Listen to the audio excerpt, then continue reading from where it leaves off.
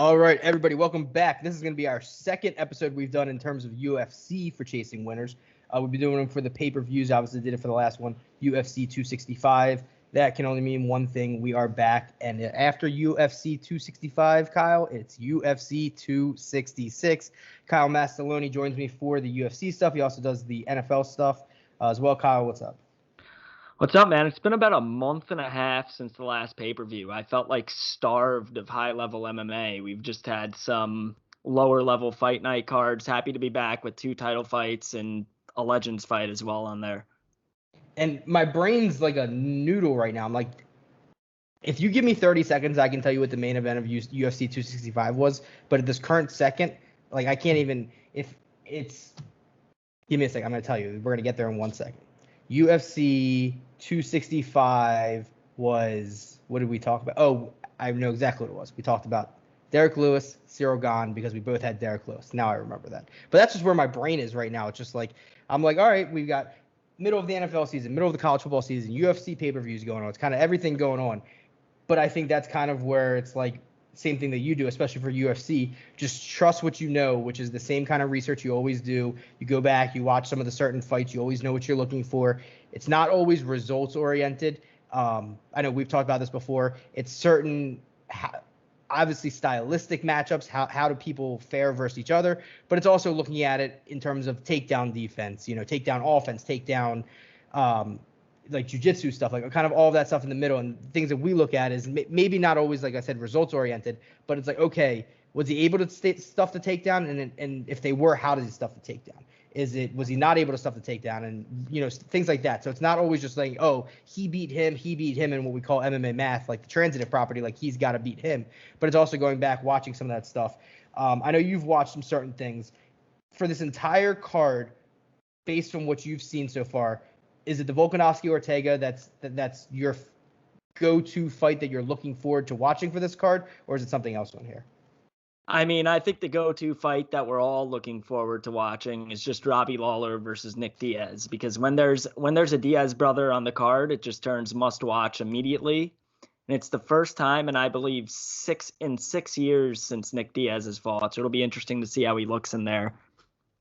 Yeah, no, I kind of agree with you. I was looking at that too. Is like, I think we've seen all this stuff with Nick Diaz, and we'll get into this in a little bit when we get into that fight. But it's just you've seen some of the videos come out. You've seen his interviews. You've seen a couple of different things where it's like, where is he at? What's he at? But at the end of the day, it's like he's a Diaz brother. And Diaz brothers, like, as much as Nick says, like, oh, he doesn't love to fight. Maybe he doesn't love to fight in an octagon. Nick Diaz is a Diaz brother. Diaz brothers love to fight. Yeah, exactly. So it'll be interesting to see where his headspace is at once he actually gets in the cage. I think he more hates all the media that comes with it, but when he gets in the cage, he'll go to war. So, and obviously we need to get into this card in a second, but I stumbled across something on Twitter of, you always see like these like random things and people just, oh, what if this happened, or what if this happened, or what if this happened? The amount of money the UFC could make, and obviously it would almost never happen, especially because I'm going to talk about Diaz versus Diaz on the same card. But the money UFC could do if they had an Ngannou-Jon Jones main event with a Conor McGregor whoever fight, and then a Diaz fight, I mean, that might do, I don't know, 150 billion pay-per-views. I mean, think about something like that. I saw that and I was just like, can you imagine? You've got Diaz versus Diaz, and then you've got McGregor versus whoever you want to throw him against, and then you've just got it off with Jon Jones with Ngannou, which is, I think, is that the fight we're most looking forward to potentially happening, or is there another fight down the line for somebody that you're like, I'm waiting for this to happen, or is the Ngannou Jones, I think, kind of the end goal of what we're looking at right now for everything? Ngannou Jones is definitely the end goal of what we're looking at for everything. Even if Gane somehow beats Ngannou, I think Gane Jones is really interesting as well, just stylistic wise. I mean, they're kind of similar, use their range a lot, so I think that would be interesting to see as well. And I think another matchup we could potentially get, and I know we're kind of getting off onto a tangent already, but something that I looked at was, I think a Cyril Gane-Stipe Miocic fight would be awesome, because we always talk about Cyril Gane is that he's the kind of guy where he can wear you down for 5 rounds. He's just so quick and so athletic at a weight. In heavyweight, we haven't really seen as much of his ability to be able to kind of, we call him the robot, where just a punch is coming, he dodges. A kick is coming, he dodges. And he's kind of always been able to avoid that big shot. And we always talked about, facing a guy like a Derek Lewis, like that was going to be the ultimate test. Obviously, he's kind of that step below Ngannou. But I think Miocic is also that guy where in terms of just like, he obviously has that power. But when we talk about the Stipe versus Ngannou fight, it was, can Stipe avoid the big shot? Because Stipe can out wrestle him, can out fight him, can outdo him for 5 rounds. So I think, I don't even know, I was looking at Stipe versus Gane. I don't even know who we would say would even have the wrestling advantage there. I think it's probably Gane, but it's probably kind of close. But that's kind of almost the fight I'm looking forward to, is if we can get a Gane versus Stipe Miocic fight, because Stipe is the guy everyone's forgetting about. Like Stipe is, he's one loss in that heavyweight division. Like he's still right there. Oh, I never forget about Stipe. He's my guy, so I would be excited to see that as well. But I think we're building towards Gane and Ngannou first, and then we'll see what happens from there. But let's jump into what we got on Saturday now. Let's do UFC 266. Volkanovsky versus Ortega is the main event. Obviously, we've got 2 title fights on this card. We've got the Volkanovsky-Ortega for the featherweight, and then you've got the Shevchenko-Lauren Murphy for the women's flyweight. Let's start off with this main event, Kyle. Alexander Volkanovsky, he is -170. The comeback on Brian Ortega is +150. Obviously, like I said, it is for the featherweight championship. Volkanovsky, the champion. Kyle, initial thoughts on here? Yeah, I mean, I'm pretty confident about Volkanovsky here. I mean, we've seen the line get steamed. I think it opened at like -140 Volkanovsky, so money's coming in on him. I mean, it's just incredible what he's done. He's had 2 razor close fights with Max Holloway, who I mean is far and away one of the best featherweights, if not the best featherweight of all time. And I mean, the thing that he's always been famous for is his volume, right? He just wails on people for 5 rounds. But Volkanovsky actually outlanded him in both of their fights, which I just found absolutely nuts. I mean, 137 sig strike, 157. I mean, he's landing some crazy numbers. And then you looked at, I know you hate to say MMA math a lot, but you look at that Holloway-Ortega fight. Now, Ortega has gotten a lot better since then. But I mean, Max Holloway, he landed 296 strikes on him. I mean, it's hard to overlook that when you're or total strikes. It's hard to overlook that when you're looking at this fight, I think.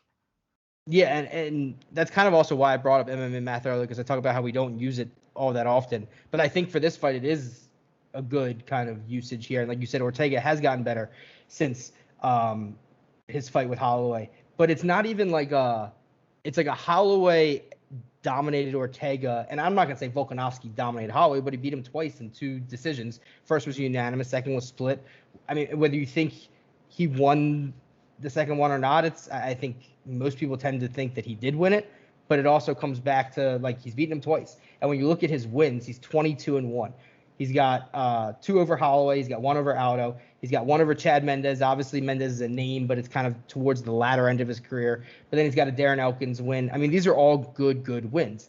And it's kind of building towards that crescendo of when you look at certain champions, and I always talk about this with Usman and with Izzy Adesanya, is like when you look at their build towards how they got there, did they get the right build from the UFC? Because we see so many guys that get thrown into that spotlight so quick, or get thrown into a fight that they shouldn't be at so quick, where it kind of derails everything. So when you look at these guys, like I said, everything's kind of been that step up. It was first, obviously you can go back way further, but starting with Elkins, it goes from Elkins to Mendes. Obviously Mendes, like we said, latter end of his career, but still Chad Mendes is always Chad Mendes. And then you get to Aldo, who, when you're talking about the greatest featherweights of all time, Jose Aldo is 100% in that conversation. And then you're getting to 2 fights versus Max Holloway. So when you're looking at the build versus him, it's almost like this is kind of the first time since that Elkins fight that I'm not going to say Ortega is a downgrade from Holloway, but he kind of is, where it's kind of he's been kind of on that upward progression every fight. And now this is kind of that maybe one step down. I think Ortega is kind of at that similar range to where Aldo or where Chad Mendes was. And we've seen what Aldo's done recently, too. It's not like Aldo was a one fight and, that's kind of what he's done. So I'm with you. It's hard because Ortega can land something early. He always has that ability to land something early or to put you in a position where you're just we almost even saw it with what was it? It was the I can't even think of the guy's name. Figueiredo versus Moreno. I couldn't think of Yeah. Brandon Moreno's name. Where Moreno hurt Figueiredo early, and Figueiredo never looked the same from it. He hit him once, and he never looked the same. I mean, Moreno's never been like a dominant grappler or I mean, he's been able to hit hard, but it's like if you land that one shot early, especially in the mind of a champion who hasn't necessarily been tested as much, it can challenge them. So there is that chance that Ortega lands something early and maybe kind of changes the way Volkanovsky fights. But I think Volkanovsky is able to kind of avoid all of that for the most part. Like I said, he's 22-1. His only loss was like a decade ago, something like that. It was in like the Australian Fighting League, and he got kicked in the head. And as Joe Rogan always says, like, you can be as good of a fighter as you want, but at some point, if you get kicked or you get punched in a certain spot, like that's just, you get kicked in the head in the right spot, there's nothing you can do about it. It doesn't matter who you are. That's just kind of how it is. So Volkanovsky hasn't been chinny. He's been able to, like we talked about, twice versus Max Holloway. He's able to fight through what he needs to fight through, see out a decision. Normally is how he does it. I think Ortega goes for broke fairly early, which I think leaves him vulnerable in the later rounds. So if we're looking at something in the later rounds, I think Volkanovsky can be a big part of your parlays, and I think you can use him in your parlays. Even at minus 170, he's not, a huge favorite, but it is a big enough favorite where it's like maybe you're not betting it necessarily straight up. But when you're looking at some of these fights and some of these bets that I'm looking at, I think there's some value in the later rounds for Volkanovsky. If you're looking in rounds 3, 4, 5, if Ortega does kind of come out firing and come out, expending all that energy early, Volkanovsky in 3, 4, 5, you're looking at 18-1, 21-1, 30-1. I think those are all just kind of, hey, like, is the most likely outcome that Volkanovsky wins by decision? Probably. But when you're looking, like I said, 20, 21, 30-1, these are all bets like how I bet. You put these small bets in and one of them hits, obviously that's kind of where you're looking at. So what's your official pick on this, and how do you think they win? Yeah, so I mean, my official pick is Volkanovsky, like we were talking about, and my official method of victory is by decision. Like you said, it is the most likely outcome here. I mean, Volk doesn't really finish people that often, but it's always funny when I say one of these great champs aren't a finisher. I said that about Usman, and then he racked up 2 straight knockouts, right? But yeah, Volkanovski's last finish was Mendez. I mean, when he fights the elite guys, he seems to grind them out for 3 or 5 round decisions. So that's where my head's at.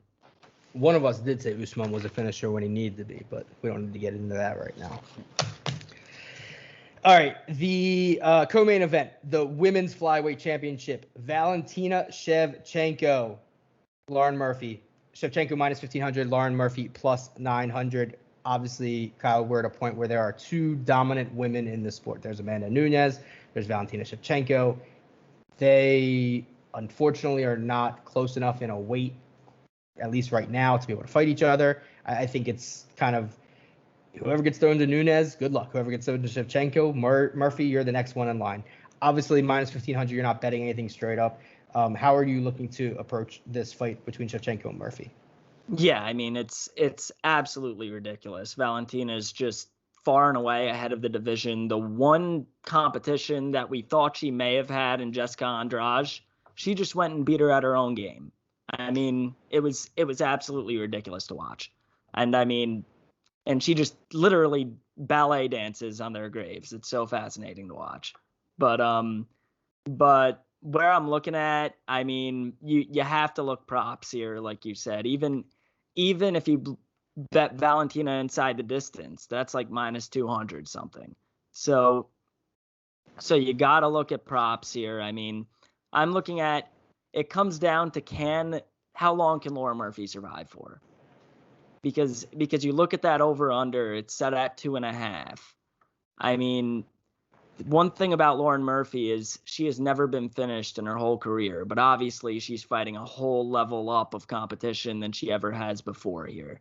So I think it comes down to if you think it's going to get finished, probably will, and when.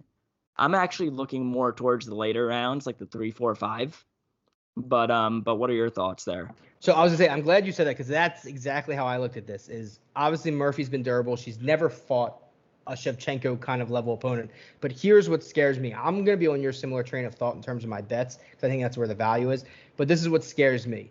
This is the co-main event of a pay-per-view in front of fans. If this is just a fight at the UFC Apex, I think it's more likely that Murphy's able to kind of survive a little bit. I think here we always talk about that with the McGregor effect. And I think that's here with these females, especially with versus Shevchenko and versus Nunes, where it's like maybe they're not like they.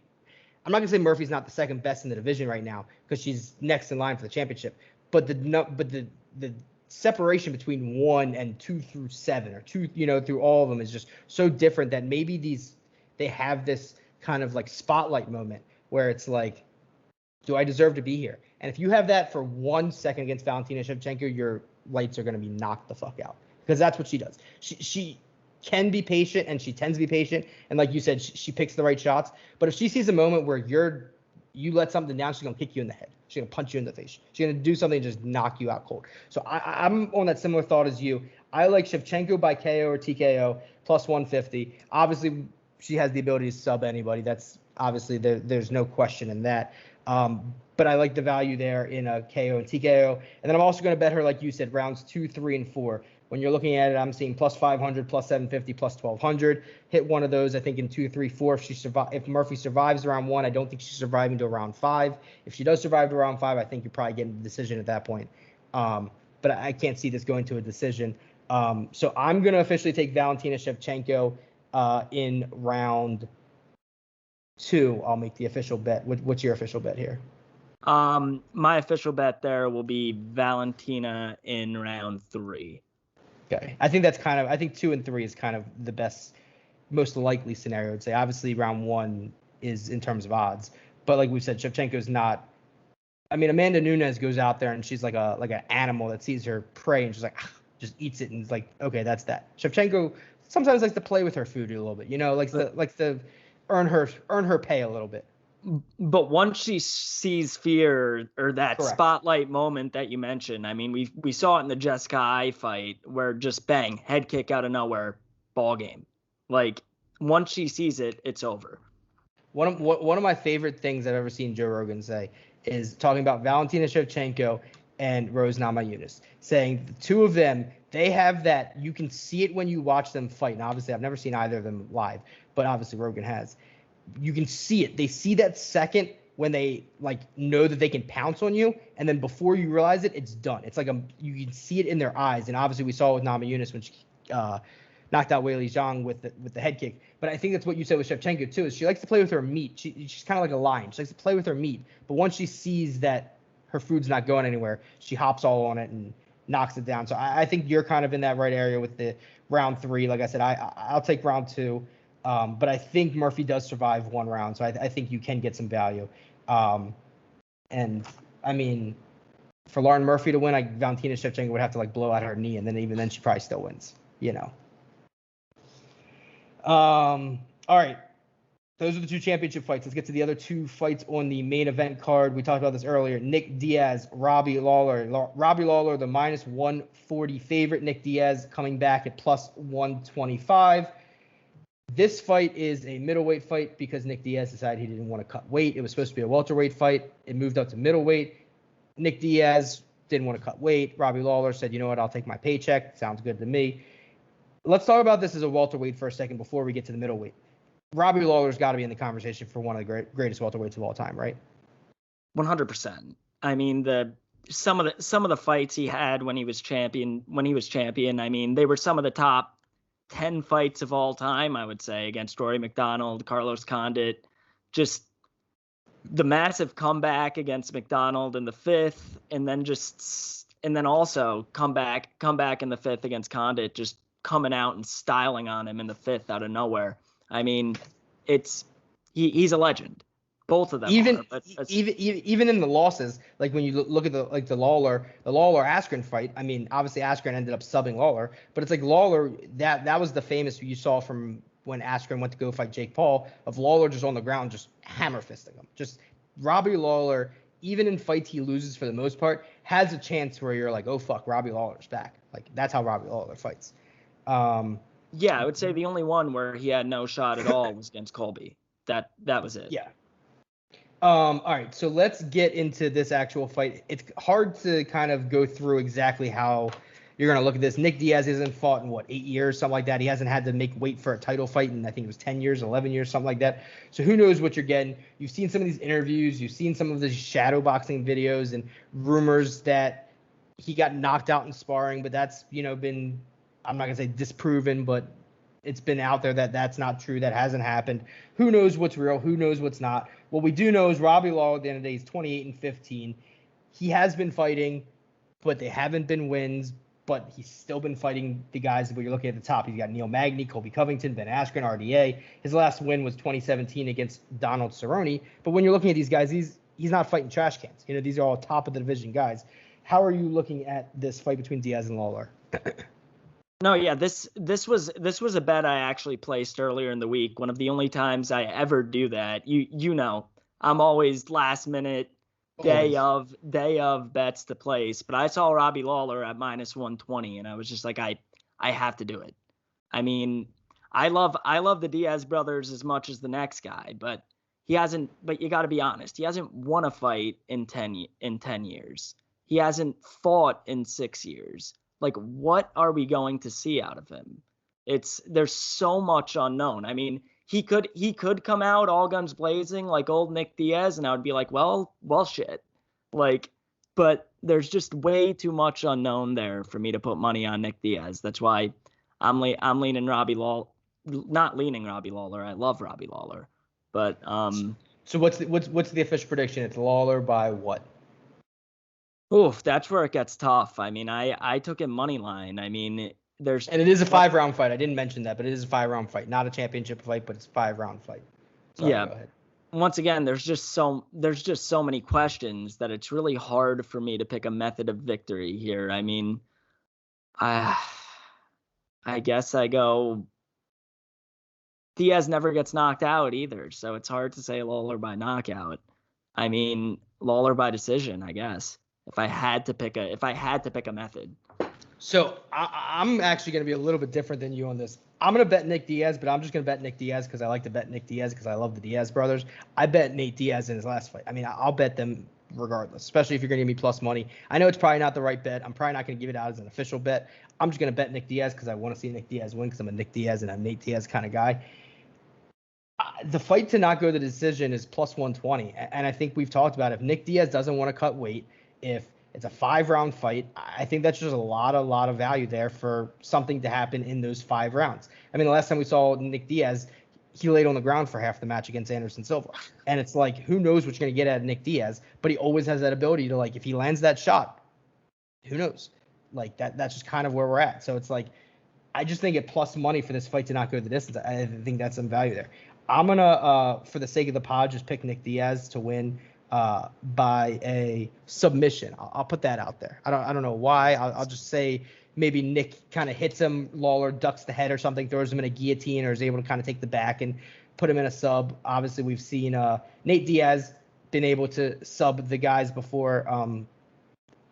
I think there's some value there. But like I said, for me, I'll bet Nick Diaz just to bet Nick Diaz. But in terms of fight to not go the distance at plus money, I think that's kind of where I'm going to go. I'm going to pull it up real quick. I'm going to see what I can find Nick Diaz by submission at. I don't know if that might be a decent enough price that you can kind of just throw it out and hope for something. Let's see. Nick Diaz by sub.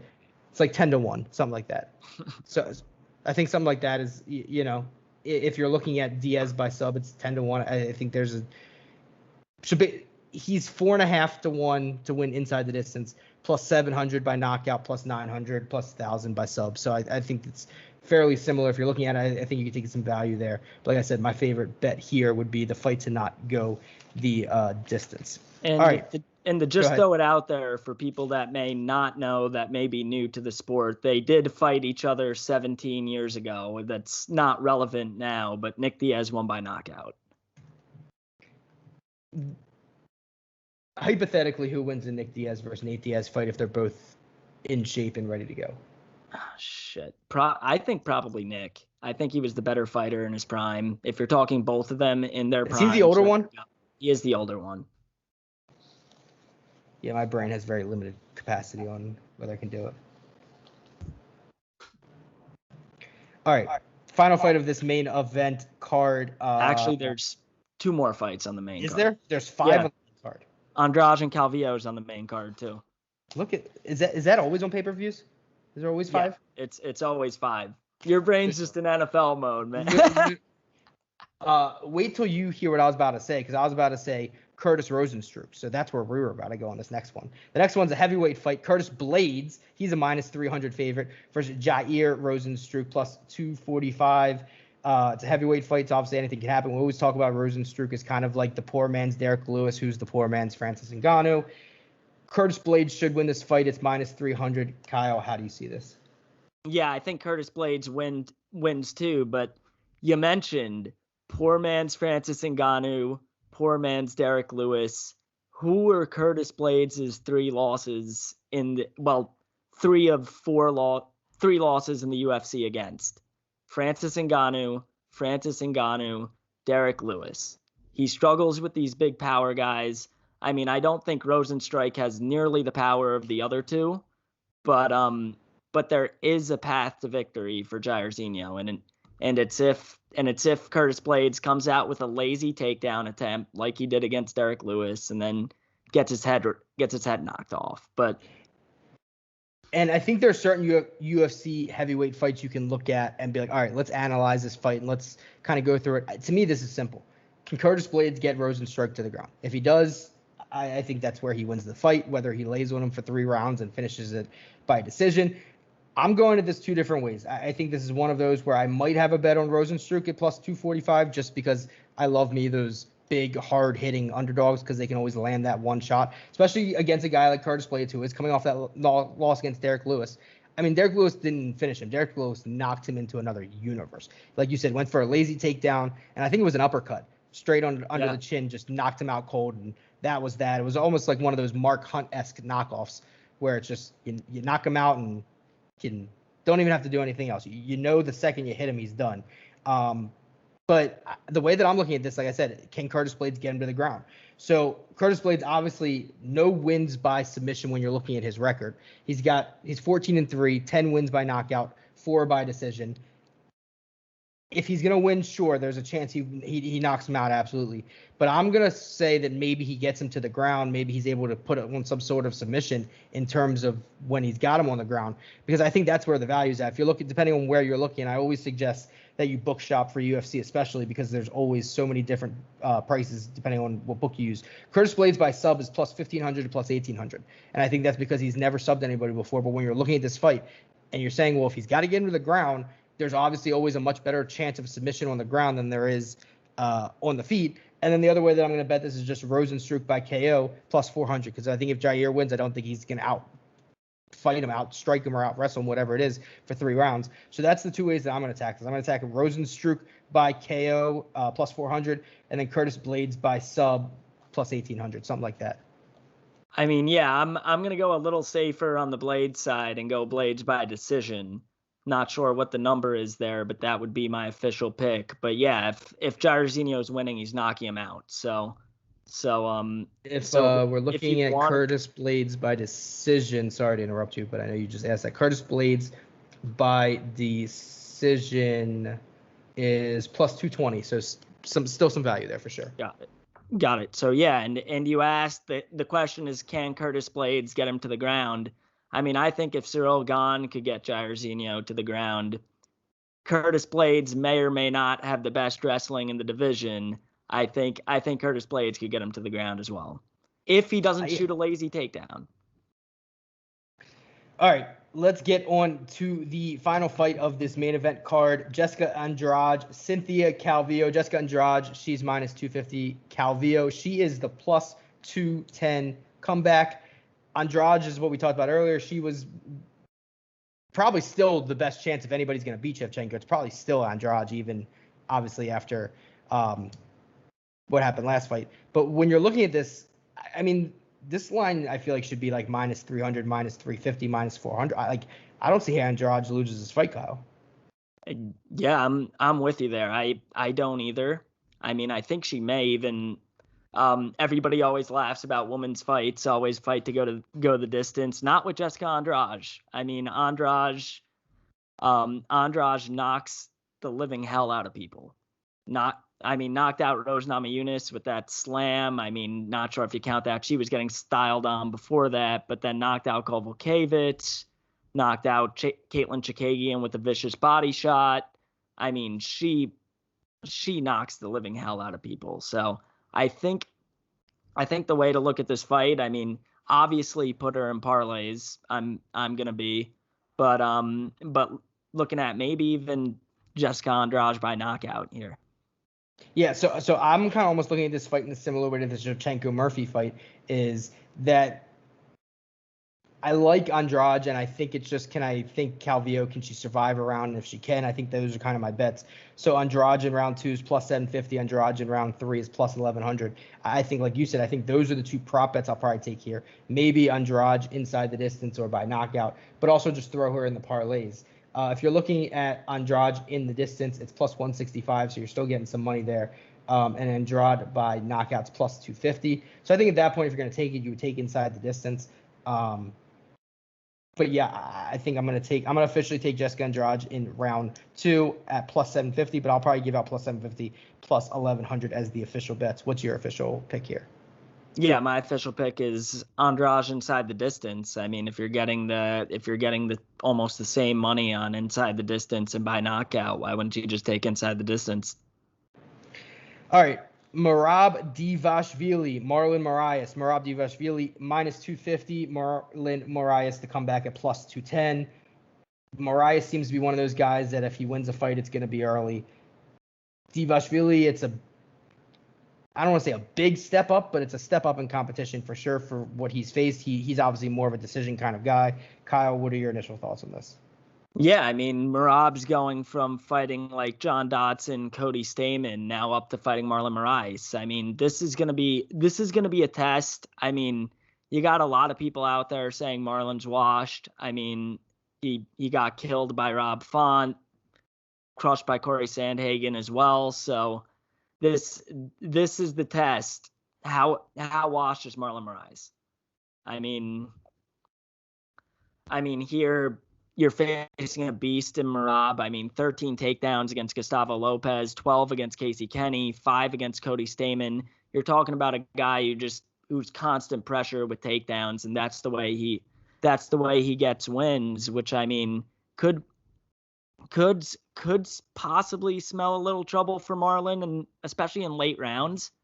But yeah, I'm actually leaning that Marab side. How about you? So I'm leaning it too, but I'll be honest.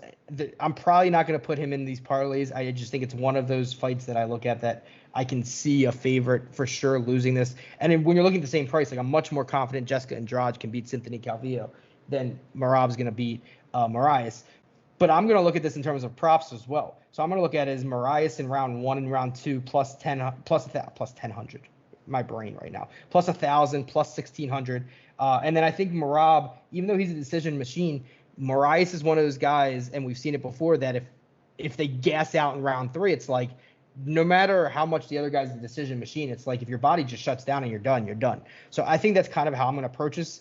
Is the most likely outcome is Marab by decision, which means that I'm not going to bet that because that means that there's very little value there. But like I said, Moraes in round 1's plus 1,000, Moraes in round 2's plus 1,600, Marab in round 3 is plus 1,200. I don't think I'm going to have Marab in my parlays. Like I said, do I think he wins? Yes. But I think there's value on the other side, and I think this is for sure one of those fights that you can look back and be like, well, yeah, maybe Marab just wasn't ready for that yet. Like maybe we thought like even like when we talk about like a Jose Aldo, like, oh, is Jose Aldo washed? It's like, and then all of a sudden it's like maybe, I don't want to say we're looking at the best version we've ever seen of him, but it's like a complete career resurgence. So it's like Moraes, obviously we talked about before, just because he's at a point where people are like, oh, where is he at in his career? Like you said, the guys that he's fighting, going back to, we can even go back to, like, if you're going back to 2018, like Aljamain Sterling, Jimmy Rivera, Sun Seau, this is still when he was Marlon Moraes. And then since then, it's been Cejudo. He beat Aldo, Sandhagen, Rob Font. Like you said, still top of the level kind of guys. So it's like, where are you looking at this with this? Do I think Moraes is at the tail end of his career? Yes. But could I see him still winning this? Yes. Do I think if he wins this, that this completely kills like the career of Divashvili? No. So I think that's kind of how I'm looking at this fight.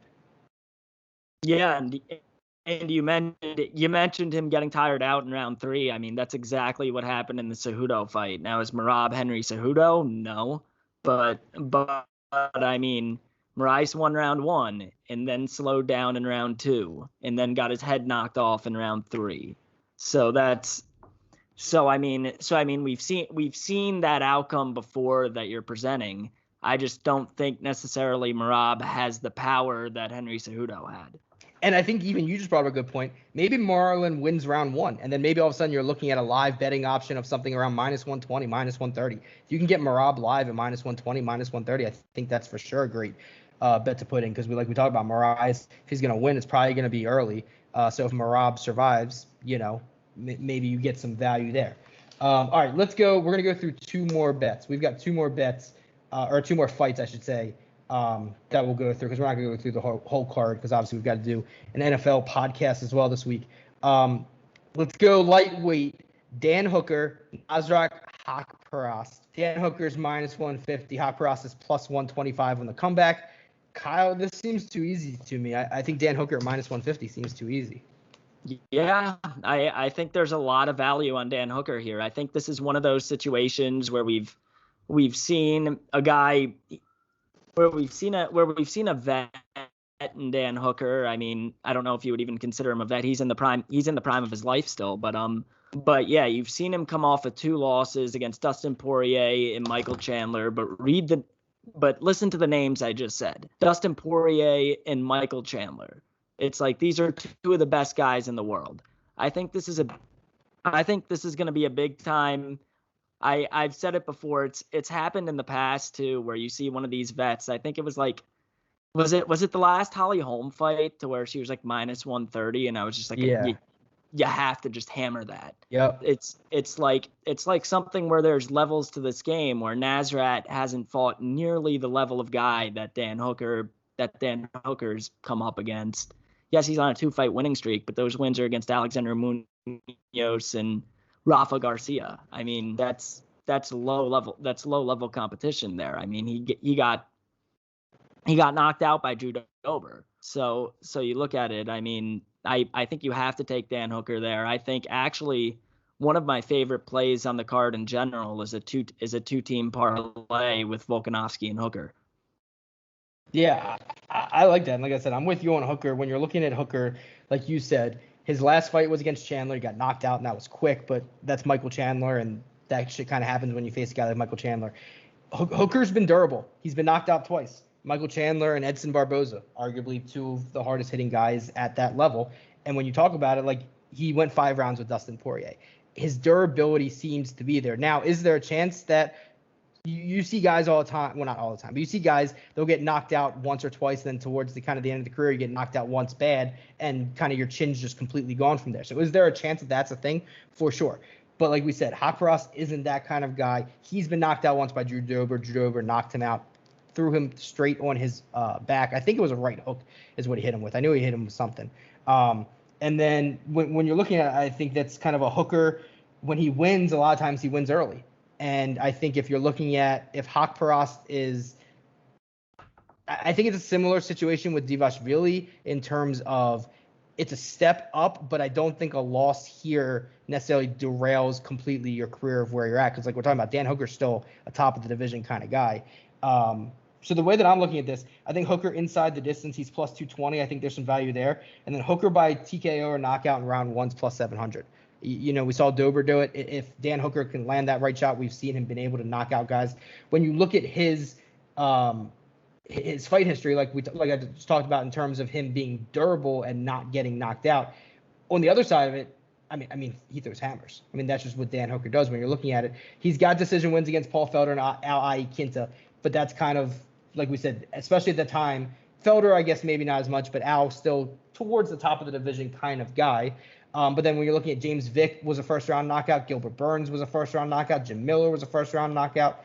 So when you're looking at that, obviously there is some value there for me at +700 in a TKO KO round 1. What's your official prediction? Is Hooker by what? Yeah, definitely. Method of victory. I'm looking at Hooker by knockout. And just a crazy thing to mention here. We mentioned he went 5 rounds with Dustin Poirier. Not only did he go 5 rounds with Dustin Poirier, he took 2 of those rounds.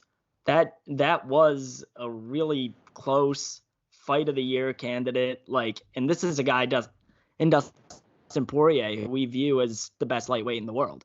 So I mean, I think Dan Hooker is at that level. He did kind of get blinded by the lights in that Michael Chandler fight, literally and figuratively. But yeah, I have Dan Hooker by knockout here. Dan Hooker and Volkanovsky 2-team parlay is probably my favorite play on the card. All right, let's get on to this last fight we're going to talk about on this card. Heavyweight bout, Chris Daukaus -200. Shamil, I'll never get this name right. Shamil Abdurakhimov. I don't know if it's Abdurakhimov. I don't know how it's supposed to be pronounced. I'm sure however it's pronounced, it's always pronounced wrong. We're going to call him Shamil. So we've got Chris Daukaus versus Shamil. -200. The comeback on Abdurakhimov is +175. Chris Daukaus is another one of these guys that he likes to finish fights. He likes to do it early. He doesn't like to do it in the first round. He likes to do it in the first part of the first round. Kyle, -200, is that too much for you here, or are you looking at dog money? Yeah, I mean, I've been super chalky on this card. I told you beforehand that I was probably going to be, but I'm leaning Chris Daukaus here as well. I mean, last time we saw Shamil was exactly. was 2 years ago, and I mean, he's not getting any younger here. Like I said last time, the young fighters who take a year or 2 off usually come back better, but these older guys with long layoffs doesn't. Sometimes you're looking for a paycheck. Yeah, doesn't usually work out for them. And Chris Daukaus, young, hungry, 3 quick first round knockouts in his first 3 UFC fights. Speed. You got to go with the younger, hungry lion here. Yeah, I'm with you on that. I think Daukaus inside the distance. He's +110. I think there's value there. That's kind of going to be my main bet on this fight. But Daukaus around 1 +320, like we said. He's finished his first 3 UFC fights in the first minute. One of them was less than a minute. One of them, I think, was less than 2 minutes. And the other, I think, the first one, the Parker Porter, I think, was in that last minute of the first round. But all 3 by finish in the first round. Even the fight before that in Cage Fury, that was I know obviously completely different level of competition there, but that was a first round finish as well. So it's a guy who likes to finish stuff early. So like I said, Daukaus round 1 +320. His inside the distance number is +110. So that's kind of where I'm going here with this one.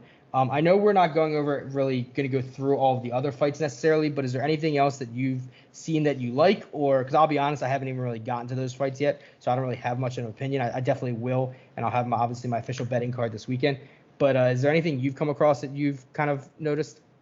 Yeah, I mean, there's a few dogs that I like lower down, but I said when you mentioned the fights you were going to go over, I was like, oh God, I'm chalky all the way down here. So I want to mention at least one huge dog here, and it's the next fight down. Everybody always hates betting Roxanne Modafferi. I do it every single fight. She's 500 in the UFC. She's gone like win-loss. She has that Randa Marcos thing going, and she's always a big underdog.